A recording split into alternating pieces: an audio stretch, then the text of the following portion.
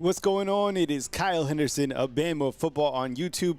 Can I get a roll tide inside the comment box? I appreciate you guys being here. Today is Friday. It is May 23rd. I hope that you are off to a fantastic Friday. Let me know if you have any weekend plans. Let me know where you're watching from inside the comment box. I'll do some shout outs in a few minutes. To open up the show, did you know, I saw this on College Football Kings, which, by the way, is probably the best Instagram account that you can follow if you like college football. It's been 2,000 days since Auburn has beaten Alabama. Is that right? Man, 2,000 days. Man, life goes by fast when you're beating the Auburn Tigers, right? Man, I saw that this morning. I was like, oh, I have to bring that to the crew. Man. The difference between Alabama football and Auburn, athletically, I think there is certainly a difference. And the things that I've learned over the last 9 years since I've covered Alabama football is that Alabama football, clearly, you know, they've had the greatest college football coach of all time. They've had better athletes. And they've had more sustained success than Auburn. Auburn's had, 3 head football coaches over that course of the time? 9 years? 9 seasons?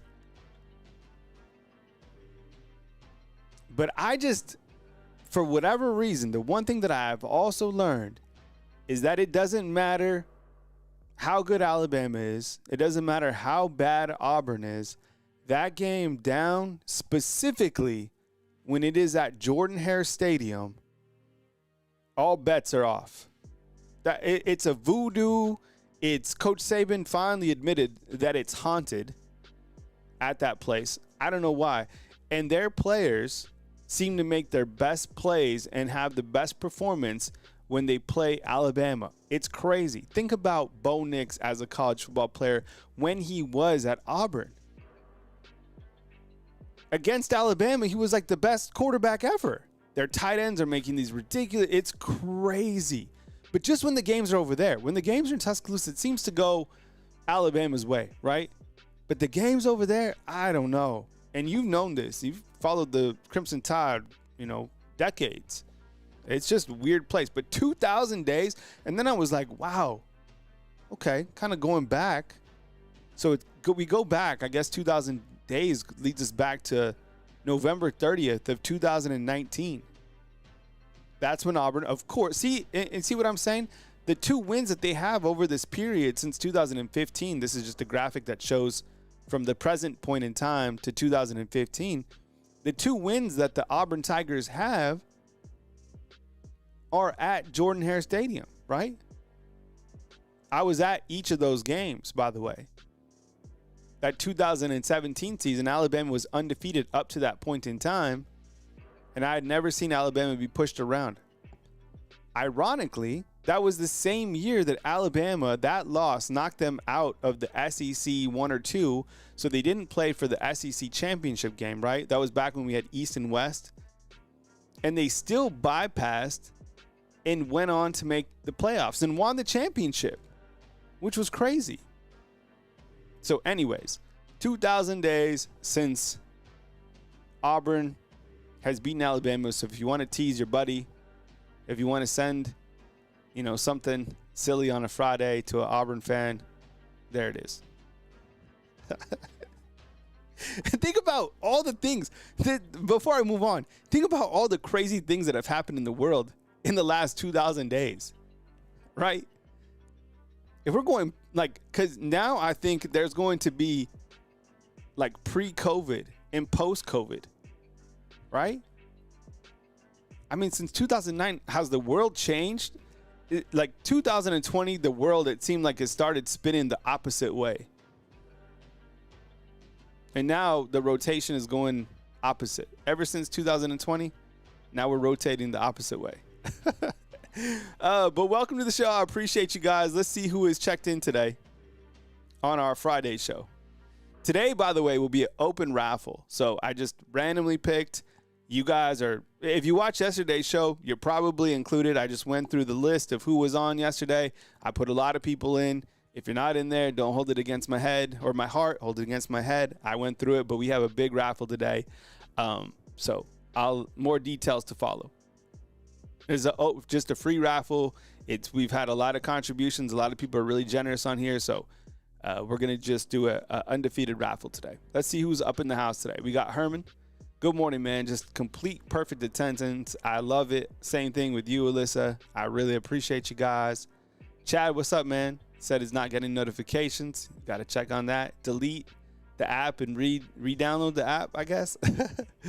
Yoda, what's up, man?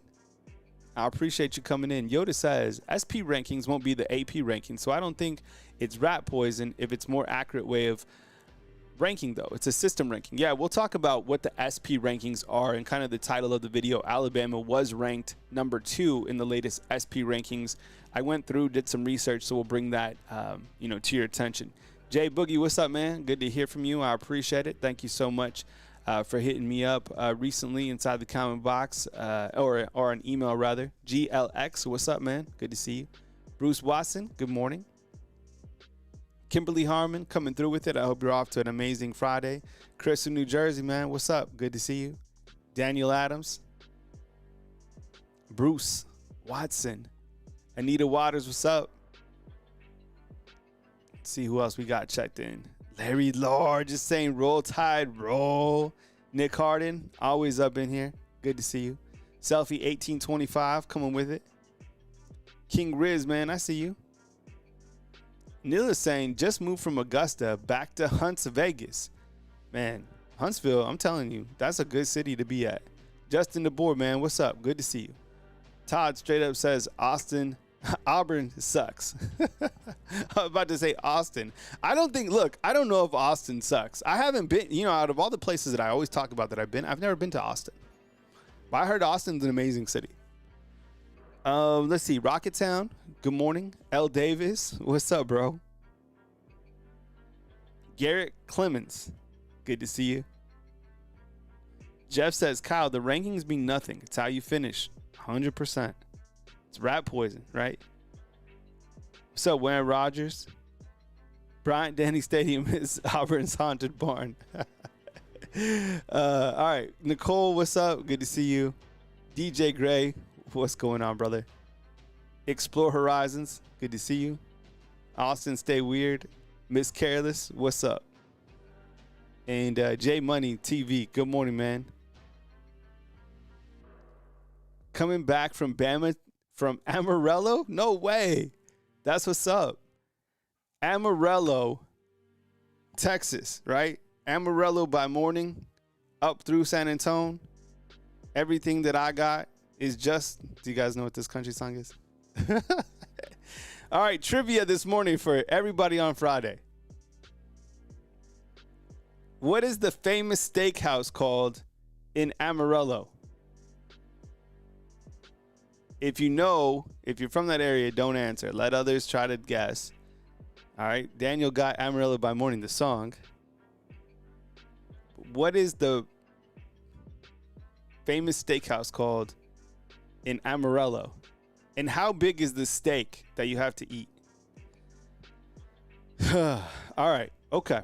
So it's been 2,000 days since Auburn beat Alabama. That's what we started off with. Did you see this as well? I love the lighthearted stuff. I love the comedy. I think that Ryan Williams, his personality is infectious.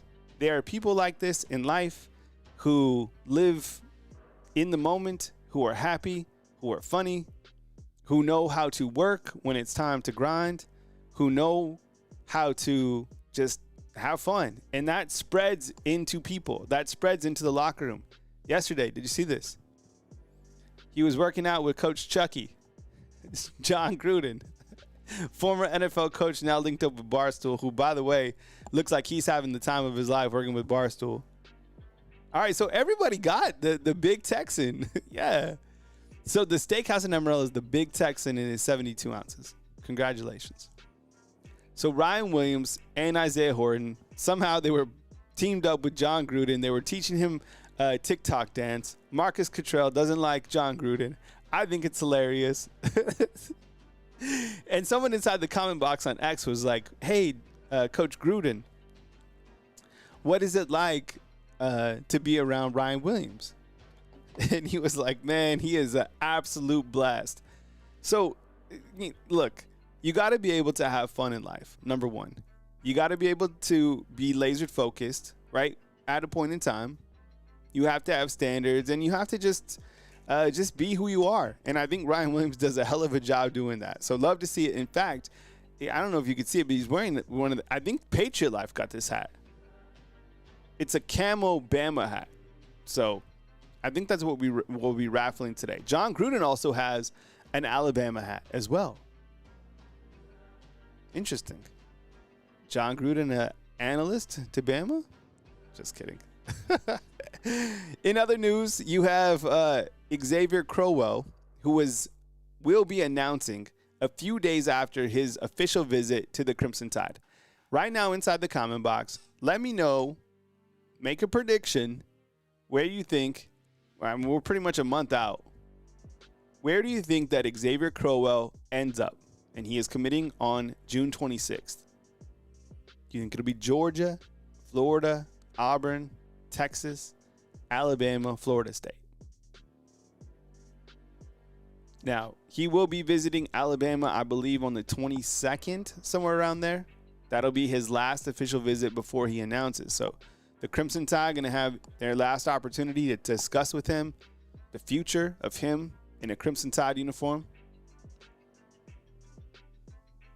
A lot of people inside the comment box thinking Bama. You know, I don't make predictions and stuff like that, but it seems to me, the people that are like really in the know, it seems like Bama is the team to beat here. I love the fact that Alabama gets the last opportunity to see him, right?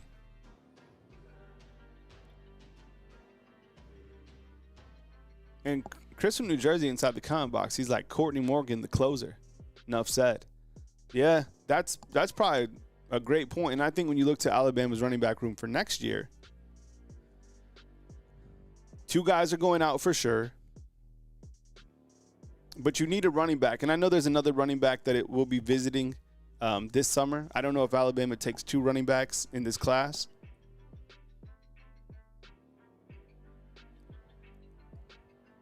Bruce chimes in inside the comment box and says this.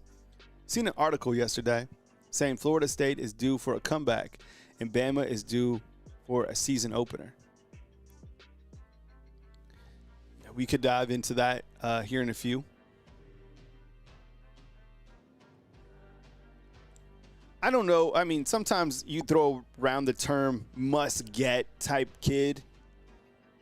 Is Xavier Crowell a must get? Maybe so. I think Sadarian Morgan, you know, those are the type of guys that I want to be here. Same thing with Jordan Edmonds, who we've discussed this week from the, secondary.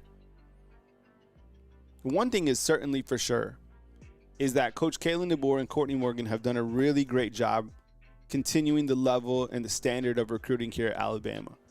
I don't care about where they're ranked in the recruiting rankings in May. I care about the guys who they're bringing in and who they eventually sign. And I think we can all agree when we look at transfer portal, recruiting, Coach Kalen DeBoer has really managed those areas really well. And that's managing college football in this day and age. His first recruiting class was a top 5 recruiting class. The transfer portal, guys went out. He brought some guys in when he first got here. This last spring transfer portal, he didn't lose any. It's the only SEC program that happened to. So recruiting, transfer portal, those are areas that you certainly have to work extremely well, and he has done just that. So Xavier Crowell on commitment watch. The commitment, June 26th. Hayes Fawcett, I'm sure, if you're not following him on On3 and Instagram and X and all that, you're missing out because that's the guy who has the absolute scoop. Switching gears here, CBS Sports and 24/7 Sports, who also have an amazing organization. I would imagine that at some point in time, it's just these 24/7 and CBS Sports probably be absorbed by On3 or something like that in the future. I could imagine, an area where they all just are just one. But they came out with these rankings recently, and it says these are the top college football coaches at this point in time going into the season. And then someone pointed out that Kalen DeBoer against this particular list right here is a combined 9-0. And I was like, my goodness, Coach Kalen DeBoer, it seems if you look to kind of the past coaching stops that he's had, he loses to like strange teams, like unranked teams. But when he's playing against like top 10 type teams, he wins. And think about this, okay? He's beaten Kirby Smart head to head in the first ever meeting, right? Last year. Those two teams at that point in time were ranked inside the top 10. He's beaten Steve Sarkisian twice. He's beaten Dan Lanning twice. And he beat Brian Kelly.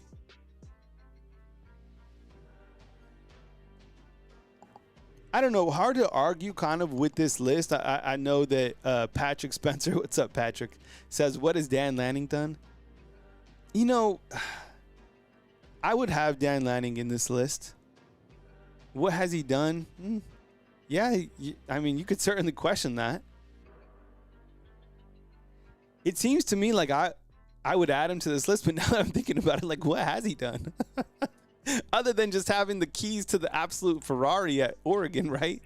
I think maybe him beating Ohio State and maybe the fact that he's kind of aggressive when he speaks and he has what appears to be kind of that, like, he's not politically correct. I don't know. It seems like he's up there, but maybe we should dive into it. Chad Kennedy is asking what has Sark done. See, I'm a huge Sark guy. And maybe it was because he was here. I love a comeback story. I like what he did, following the things that he went through. And when he was here at Alabama, like, that was the guy. I thought that he would be here long enough to take over for Saban, but at the same point, I started to realize that he was going to leave for, a huge opportunity. And how could you turn down Texas? Steve Sarkisian has to win a college football championship to, be one of the guys. But I think he's he might be the top offensive mind. He's done a great job at Texas. Has he won the big one? How are we feeling about, one of the guys up here, I guess, it seems like I'm always throwing shade at this poor man, James Franklin and maybe Brian Kelly. I don't know about those two being up in this list. And even, look, Marcus Freeman is a very young man, and he's done a hell of a job. But Notre Dame has an easy path to success. Notre Dame not being in a conference guarantees them avenues to reach success a lot easier than most of these coaches even listed.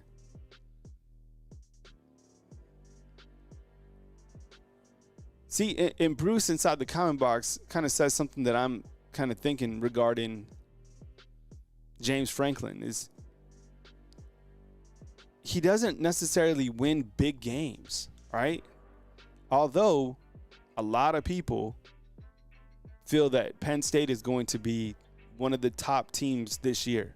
I will believe it when I see it, and I thought they were really good last year.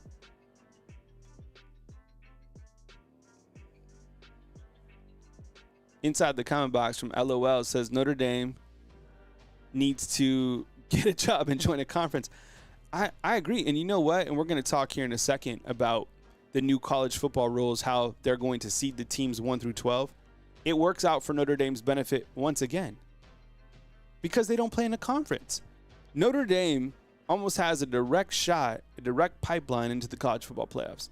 But on this list anyways, the point was that Coach Kalen DeBoer is 9-0 against the coaches that he has faced within this particular graphic.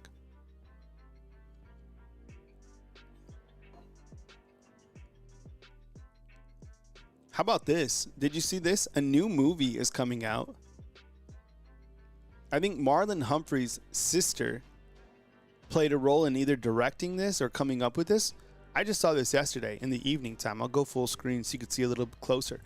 It's called, the title will be Nothing But a Winner. The runtime is 1 hour and 50 minutes. It'll drop in the back end of July. Did you see this? I saw they have the trailer out on X.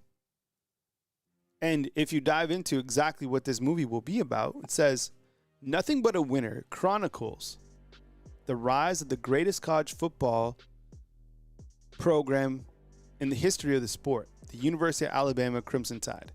But behind the ruthless competition in the Southeastern Conference and Alabama's staggering number of national championships lies a deeper story, the making of men.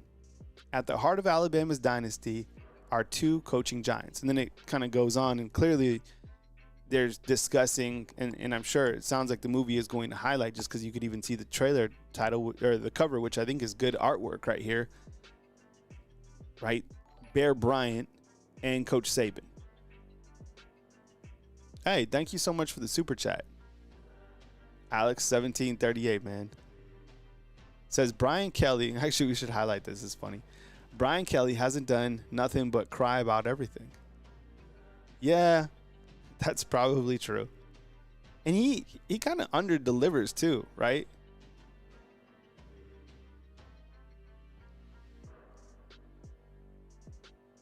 And LSU has all the components to always be up top,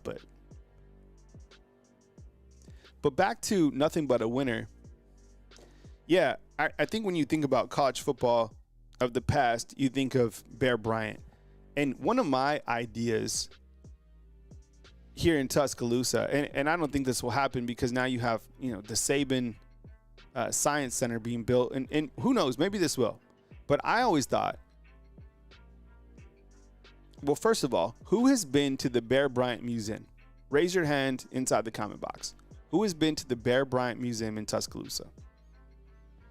I have. It's amazing. You kind of go through historically Coach Bryant's career. They have, it's really well done. I was thinking you could build a Coach Saban museum maybe on top of it, like the second level. Kind of, the foundational pieces of coaches. What would be really cool is if they built a second level and it was Coach Saban's career, and then they built a third level that was just empty, meaning that there's room for somebody else to continue to come in, right? Like leave it open. But if you've been to the Bear Bryant Museum, it's amazing, and you can see historically, different, victories that he had. There's interviews that he used to do with, remember Golden Flake, which is still a sponsor of the university. But this should be cool. And actually, they asked Coach Saban in the trailer, who's the greatest coach of all time? Football coach. And he says Bear Bryant. So Coach Saban's not going to say himself. And that there will always be a debate for longtime Alabama football fans. And I don't think it's fair to necessarily compare Bear Bryant and Nick Saban, because those are different time periods, right? I think the modern era of college football, the greatest is certainly Coach Saban. And I think when we look back in the course of history, you could probably argue that, or not even argue, I think it's clear it's Bear Bryant as well. So really, Alabama has kind of in the past the greatest coach, and most recently the greatest coach. But those are two different time periods. It'd be like comparing a team that won the national championship in like the 80s to like most recently. It's not even the same playing style.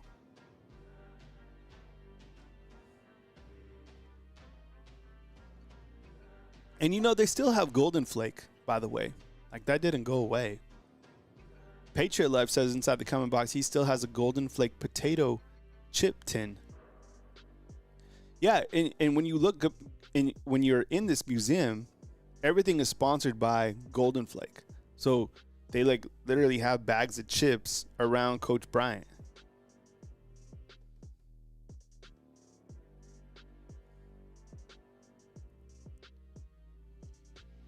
So anyways, something to watch during the summertime. The more Alabama football, the better. So stay tuned one more time. The title of the movie, if you want to watch the trailer, I don't even know if it's on YouTube, but I saw it on Twitter, X, Nothing But a Winner, and it drops later in July. Okay, so you're probably wondering about the title of the video, and I'm sure you saw this yesterday, and the post-spring football SP rankings. So there it is. Alabama is currently ranked number 2 behind Ohio State. So I was like, what? I didn't even know what the SP rankings are. So I went to ESPN and I was like, what are the SP rankings? And it says SP is not a resume ranking, meaning it doesn't give extra credit for big wins or difficult schedules. Instead, it aims to be a predictive tool, evaluating a team's potential for consistent performance. SP Plus is used by ESPN to generate rankings and projections for college football teams, helping to assess their overall strength and predict their performance throughout the season. Okay, makes a little bit more sense to me. And then there's some other elements that are kind of added, okay, with these SP Plus rankings. Returning production. The returning production numbers are based on roster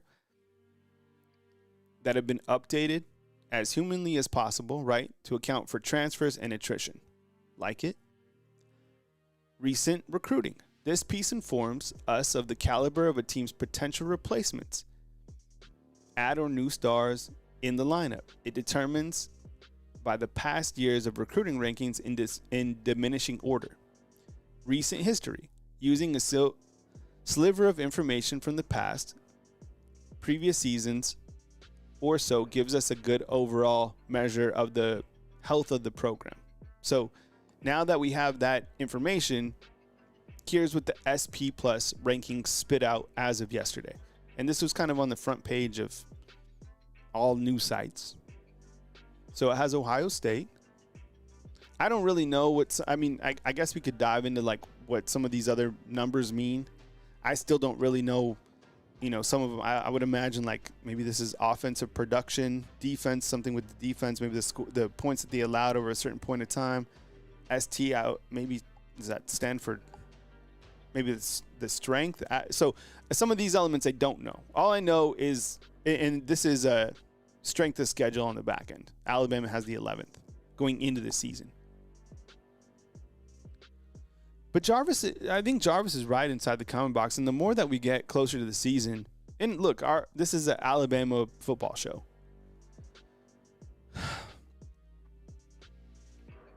But this team's going to be pretty damn good. There's question marks for sure.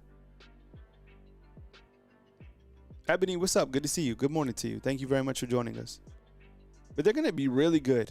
And I don't think it's just a gas up. I think the more that we've learned about this team, and just how these ratings have spoken about, like returning production. Okay, you want to talk about returning production? This team on the defensive side returns 10 out of 11 starters. And before you argue with that number, I'm listing James Smith as a starter because he had over 300 snaps, right? Returning production on the offensive side, well, yeah, you don't return your quarterback. And he provided a lot of production for Alabama last year. But you return your starting running back. You return your 2 starting wide receivers who should both be at the top of the list this year, Jeremy Bernard and Ryan Williams, right? In production, you also return 3 offensive linemen that are starters. So recent recruiting, if you want to go by number 2, well, look at the class of 2025. The class of 2025, it is easy to highlight at least 8 particular players that I think are really going to contribute even this year. Are they going to be starters? Probably not. But they are going to contribute. The recruiting class of 2025 is fantastic. Dejon Lee, Lazier Brooks, Keelan Russell, Abdul Sanders, A.K. Deere. I mean, should I go on? Michael Carroll, Jackson Lloyd. I mean, it's a hell of a recruiting class. In recent history, look, one season doesn't dictate the trajectory of the entire program. So, are you willing to bet against Alabama? I don't know. At the end of this graphic, they list this particular item. Odds of an SEC team going 10-2 or better. Alabama, 65%. Now, the strength of their schedule is 11th. And as we've spoken about many different times, the schedule is ridiculously difficult this year. I think it's more challenging this coming season than it was last year. Texas at 61%. So theoretically, you will have Texas and Alabama playing for a conference championship this coming season. Georgia, Ole Miss, Tennessee, those are your kind of top end teams. Odds of a Big Ten team going 10-2 or better, Penn State. And when you look to Penn State's schedule, man, that is an easy road. Ohio State, Oregon, Michigan, kind of the usual suspects, right? So just something to chew on. Ohio State, Bama, Penn State, Georgia. A lot of people feel that Georgia's taking a step back this year.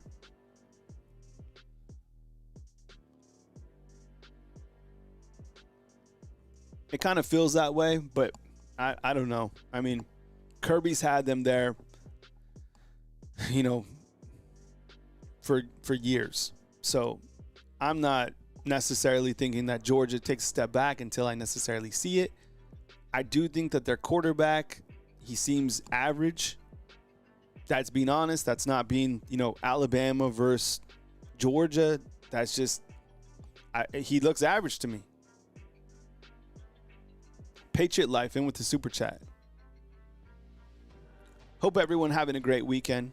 I'm enjoying a day off. Let us not forget Monday, what Memorial Day is for. LCPL, Marine William Taylor Richards, my best friend, son of who was killed in action in Afghanistan in 2010. Never forget. I appreciate you, Patriot Life. Thank you so much, bro. Yeah, and if you have, your weekend plans, it's always important to remember, those that were in the United States military, those that are currently in the United States military. It's really Veterans Day all day, every day here on Bama Football on YouTube. So Patriot Life, we love you, bro. We appreciate you.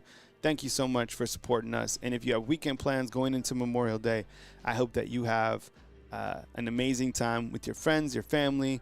And let us know next week what you guys threw on the grill, if you guys hit the lake. I'm always excited to, hear those weekend plans. All right. This was also really big news yesterday. And to me, this was like, maybe Saban's right. Maybe there doesn't need to be a commission. By the way, that commission has been paused, I guess, is something with Ted Cruz. It's still going to happen, I think, but it's been paused, this whole commission. But maybe Saban's right. Maybe we already know the issues at college football, so fix them and let's move on. But Brett McMurphy, who does an amazing job, says this. Huge news, 2025 college football playoff changes will go to straight seeding. Well, duh. The playoffs last year made no sense how they would rank the teams and then seed them. Top 4 seeds get first-round byes regardless if it won a conference title, sources said. Conference champs still get auto bids but are seeding based on rankings. Perfect. This will be the final year of the 12-team playoff, with 2026 playoff expanding to 14 or 16 teams, sources said. If straight seeding was placed in place last year, the biggest difference, Texas and Penn State would have received first-round byes. Boise State drops from number 3 to number 9, and Arizona State from number 4 to number 11. So looking at how the playoffs would have looked like last year, if we would have just went from, 1 to 12, this is how things would have shooken out. You would have had Oregon, Georgia, Texas, Penn State with those auto bids, which makes way more sense to me. And I still, the only question that I have about this, stay with me here, and I'd love some feedback inside the comment box. I think a team that still gets the benefit from this is Notre Dame. They're like in the playoffs regardless. And then this is the thing that I'm really scared about, because, okay, let's see how many teams made the SEC from the SEC last year. Okay, Texas, Georgia, 1, 2, 3, 4. Okay, so 4 teams. Is that right? Well, this is the next problem. Okay, seed them from 1 to 12. Thank you. You should have been doing this for forever, right? Since we started this. But this is the problem. You still have to take a non-power 4. So like this Boise State team, let's just say somehow there's some weird tie and an SEC team, hopefully it's not Alabama, is that fifth team trying to get in. You're like, well, sorry. You're ranked 12th, and we want to take 1 through 12, but we have to take a non-power 4, so we have to take Boise State or UNLV over Alabama. So that's still an issue that is, you see what I'm saying? The next rule should be take the best 12 regardless. Regardless. Let's see what Scott has to say inside the comment box. Scott says this: we should have all games except the Natty played on college campuses once new formats hit. Just make it 16 teams and no buys.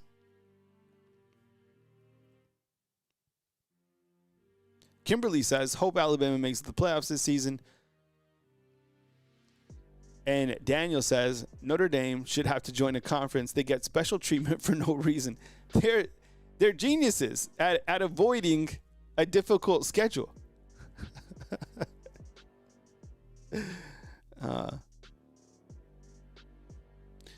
Bama Man brings up this, says the new format does take the best, I believe. So are we for sure that a non-power 4 doesn't make it? Is it just 1 through 12? Because maybe I missed that. And if that is the case, then thank goodness.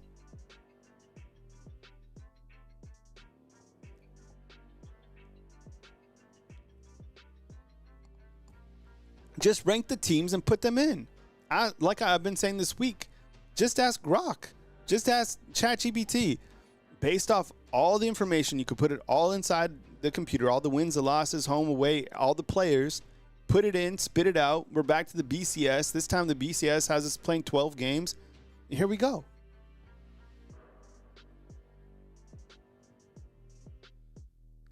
LOL says, we act like Michigan and Ohio State have difficult schedules as well. They have, maybe 3 difficult games? Bama Man says, auto bids being gone means that G5 isn't guaranteed to be in. Okay, perfect. But Chad says a non-power 4 will make it. Yeah, so let's dive into that a little bit more. But I just don't want one of these schools who have had a really good season bump one of the SEC teams because the schedules are not the same. Come on. Playing Wyoming, yeah, that's tough. But playing on the road in the swamp is a whole different level of college football. And that's not Boise State's problem. That's not Wyoming. The problem is the schools are not competitively the same across the entire board. And I get it. Boise State had a hell of a team, but can you sustain that many wins against the SEC or a Big Ten type schedule? I would argue that you can't. And that's the problem with college football, is there's too many teams and they're all playing in the same league. It needs to be trimmed down. There needs to be a whole different level of college football teams. Kind of like the Premier League, and then you have another league where you can get relegated. How about that? You have like your top tier league, your Big Ten, right? Basically like Power 4. And then, the last 10 teams, if they don't qualify for whatever type of tournament you have, they get relegated into like the Mountain West, the Pac-2, right? The other conferences. I don't know. Just an idea. Maybe you should introduce some relegation into college football, and then you can add on different levels of NIL. I don't know. Just talking. All right, back into the show. I wanted to ask you this, and then after this, I'm going to spin the raffle. Today is a free raffle. It's Free Raffle Friday, so if you watched the show yesterday, I probably scooped your name, threw you into a raffle. But I love baseball. Who doesn't? So I just want some real quick feedback, and then I'm going to take a commercial, and then we'll spin the raffle, all right? All right, so I saw this in the Athletic, so help me out for all you baseball fans. I love baseball. I don't care. I love all sports. So this is the Major League Baseball all-quarter century team. They got Bonds out in left. You can see the graphic on your screen. Is there anybody that was missing from this graphic? I saw this morning and I was,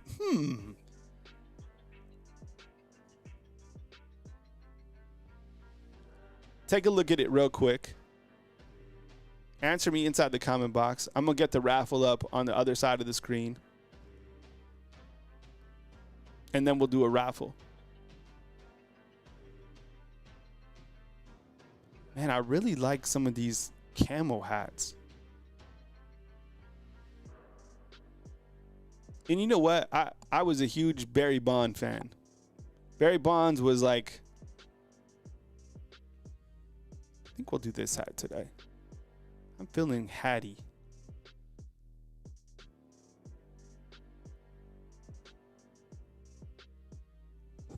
This is a nice hat. Man, I loved Bonds. I did. I was able to meet him one time. I've told you this before. Chipper Jones is a hell of an addition. No Ken Griffey. Ooh, you know who I liked, and I get it. Mike Trout was a hell of a center fielder, but damn, yeah, Ken Griffey. I was also thinking I loved Andrew Jones. Big Poppy's a hell of an addition. And I thought pitchers too. Greg Maddux, man. Greg Maddux was one of the most athletic pitchers, man. How many, you know what? I think, can someone look this up? I think that Greg Maddux won, was it 15 Gold Gloves? I think he won 15 or 6. What about, is Ichiro on here? Honestly, I think Maddux had 17 Gold Gloves.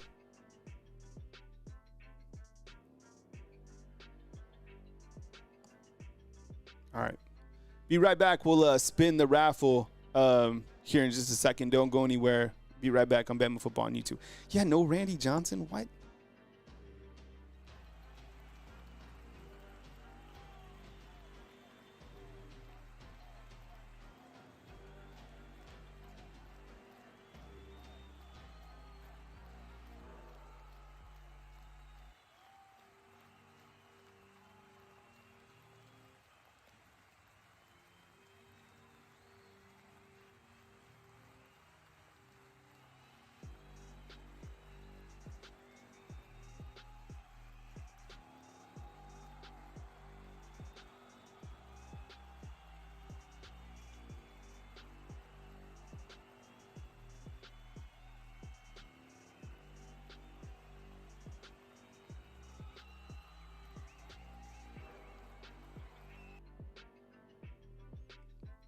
I forgot to tell you what we are actually raffling. So this is a free raffle.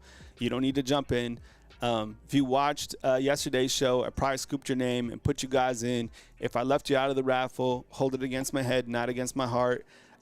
We've had some very generous contributions, over the last, couple weeks. So, every once in a while we'll do like a free raffle just a free raffle. My gift from me to you and the, others that contribute weekly, which is cool. And then remember, a portion of this goes back to the Tuscaloosa Soup Kitchen.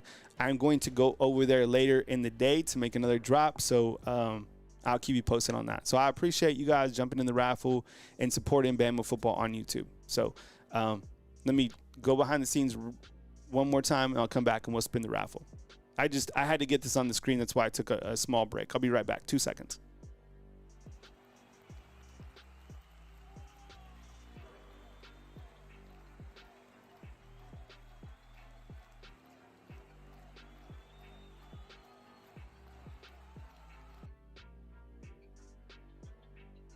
One second. All right. And if you do win the raffle, and if you won a raffle in the past, you could email me if you have shipping questions. Sometimes the gear, it takes a while to be shipped out. But all the gear, if you've won before, the gear has all been shipped out.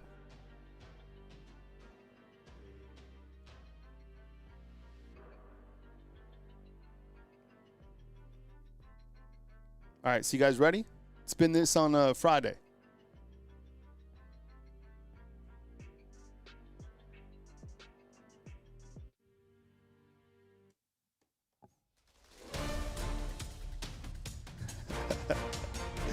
All right. You guys ready? All right, welcome everybody to Free Friday. We're spinning for a Bama football hat. I'll show it on the other side.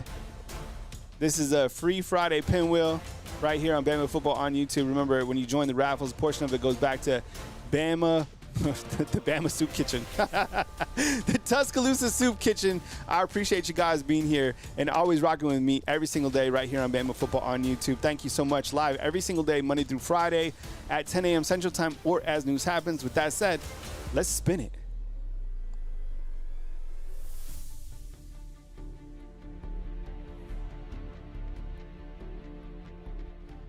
All right, Wits. Wits is our big winner today. Wits, hit me up, man. You just edged out Dan Caraway. So hit me up. This is the email. And today I literally just like loaded up random people up in the pinwheel. So we will do that periodically. Usually, maybe we'll do that. We'll make it like a Friday deal. So I appreciate you guys always being here inside the comment box, hanging with me. We built up a really good community, especially in the summertime. You know, things are a little bit slow, but we get through it. There's a lot to, discuss when you cover Alabama football. I appreciate you guys being here. Have a beautiful weekend. Stay where your feet are at. As news happens, I got you covered right here on Bama Football on YouTube. One more time, coming to you from beautiful Tuscaloosa, Alabama on this Feel Good Friday. Kyle Henderson, Bama Football on YouTube. We're out. See ya.